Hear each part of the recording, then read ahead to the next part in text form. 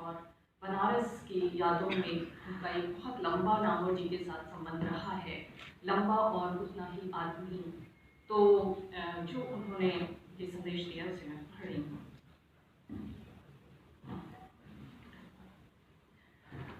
यह जो नामवर जी के प्रयाण की खबर मिली है, वज्रपात की तरह मेरे हृदय पर टूटी है। जीवन की संध्या शैया पर लेटे हुए इस खबर पर यकीन करना मुश्किल लग रहा है। बनारस में उनके साथ बिताए तमाम दिन याद आ रहे हैं। मेरे बड़े भाई प्रातः स्मरणीय आचार्य हजारी प्रसाद द्विवेदी के जाने के बाद नामवर जी के होने से एक ऐसी तसल्ली बनी हुई थी जो बड़े भाई के होने से, अभिभावक के होने से होती है। वह तसल्ली का हाथ हमसे छिन गया और अचानक ही हमने अपने को अकेला पाया। नामवर जी द्विवेदी जी के एकमात्र ऐसे शिष्य थे जो बड़े भैया को गहरी निकटता से जानते समझते थे और उनके परिवार से भी उसी आत्मीयता से जुड़े रहे। मुझे उनका बस्ती आगमन और मेरा नाम पुकारते हुए हाहा कर मिलना याद आ रहा है। नहीं पता था कि यही आखिरी मुलाकात थी।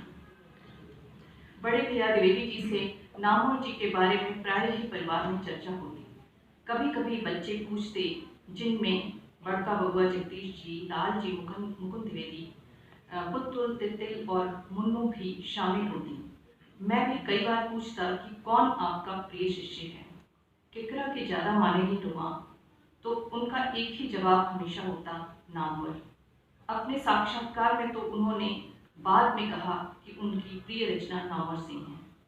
नामवर जी की प्रतिभा, साहस और अध्ययनशीलता की हमेशा उन्होंने तारीफ की और सिर्फ नामवर ही थे जिनसे उन्हें यह उम्मीद थी कि इतिहास का उनका काम पूरा करने की क्षमता केवल उन्हीं में है। नामवर जी ने उन्हें भरोसा भी दिया था। यह बात उन्होंने कई बार कही थी।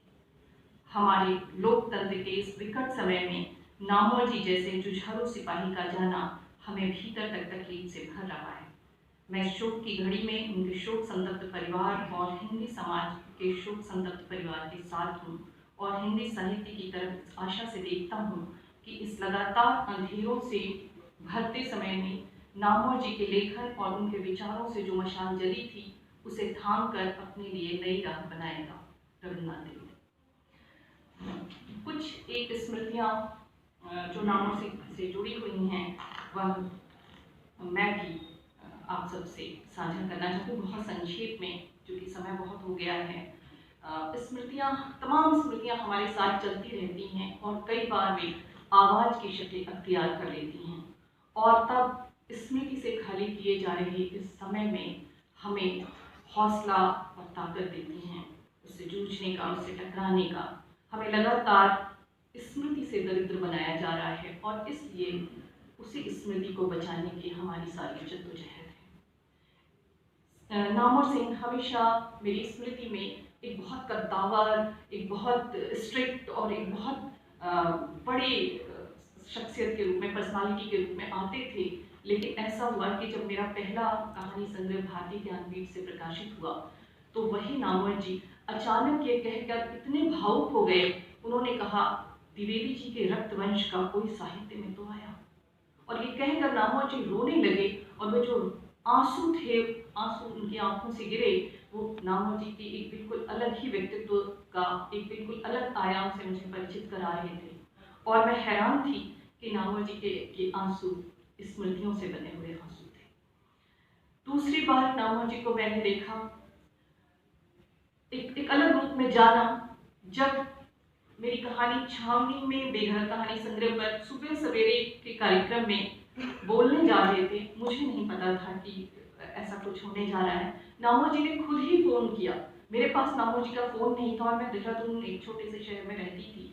साहित्य के तमाम हलचलों के बारे में मुझे पता नहीं चलता था।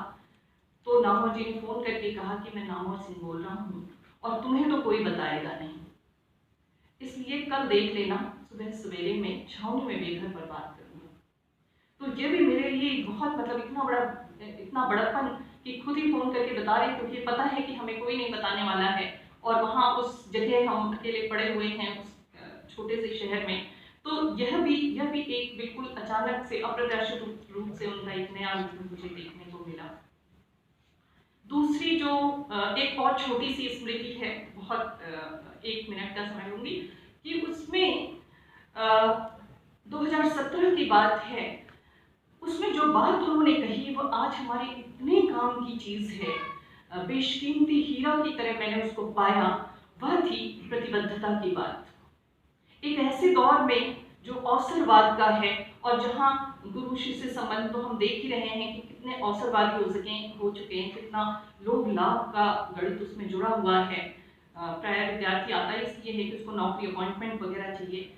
ऐसे समय में जब प्रतिबद्धताओं का क्षरण हो रहा है, एक ऐसे समय में जब रिश्तों की बुनियाद कमजोर हुई है, उसका असर साहित्य पर भी दिखाई पड़ रहा है, ऐसे समय में नामवर जी, जो उनका आचार्य हजारी प्रसाद द्विवेदी के साथ संबंध था, गुरु और शिष्य का ऐसा अद्भुत संबंध, ऐसी अद्भुत मिसाल जो साहित्य में एकमात्र और अद्भुत है, अनूठी है। और शायद मुझे लगता है कि आज तो उसे हम मिसाल के तौर पर देख रहे हैं गुरु शिष्य संबंध के, लेकिन शायद अगले जमानों में, आने वाले जमानों में इसे कस्में खाने के लिए भी इस्तेमाल किया जाएगा। ये ऐसा मजबूत संबंध था। आप देखेंगे कि अपने आखिरी इंटरव्यू में भी नामवर सिंह अमितेश कुमार को बार बार उंगली से आचार्य हजारी प्रसाद द्विवेदी की तस्वीर दिखा रहे थे, और मेरे गुरु, बहुत धीमी आवाज में भी उन्होंने ये कहना वे नहीं भूले थे उस समय भी।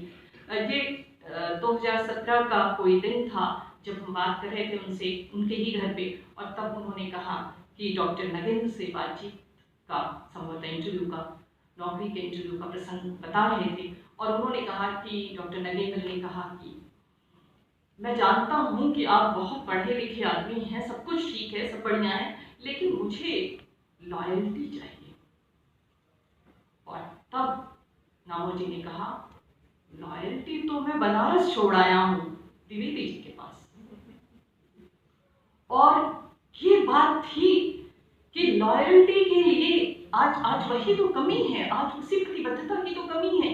ये प्रतिबद्धता सिर्फ पार्टी तक सीमित नहीं है, ये प्रतिबद्धता जीवन का बहुत बड़ा मूल्य है, ये जीवन मरण की बात है, ये बहुत बड़ी बात है। और पता नहीं जिन रिश्तों में प्रतिबद्धता नहीं होती, लॉयल्टी नहीं होती, वो किस तरह के होते हैं।